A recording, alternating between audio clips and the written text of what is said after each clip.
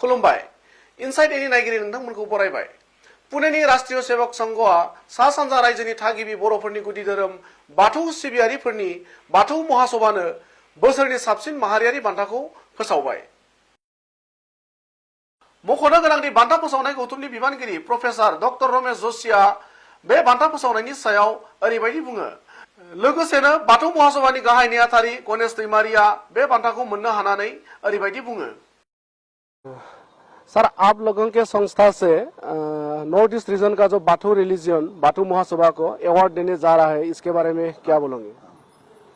हर साल आरएसएस सेवा भारती ये जो संस्था है आरएसएस की, इसकी ओर से एक पुरस्कार दिया जाता है अखिल भारतीय स्वरूप का, नेशनल अवार्ड रहता है। वो 1 लाख रुपए 1 लाख रुपीज और सम्मान पत्र वगैरह।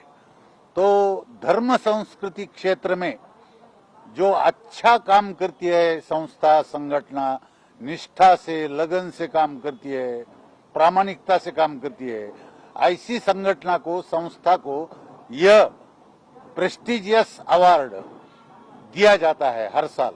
तो इस साल ये award prestigious award national award यहाँ की जो ऑल बाथौ महासभा है उस ऑल बाथौ महासभा को सम्मानित करना है। उनको ये अवार्ड प्रदान करने वाले हैं 20 फरवरी को मुंबई के पास अलीबाग में यह प्रोग्राम होगा और वहाँ वो अवार्ड प्रदान होगा। सर, ये कितने साल से ये अवार्ड दिया जा रहा है? ये अवार्ड 25 साल से दिया जा रहा है।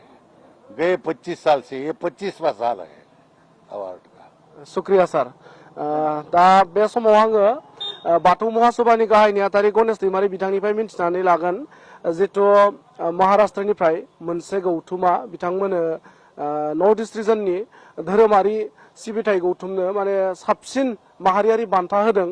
बे बान्थाखौ मोननानै माबायदि मोनखो आरो माबायदि खामानि मावनायनि जुनै मोननो हाखो बिथांखौ आङो बिथांनिफ्राय मिन्थिनानै लागोन।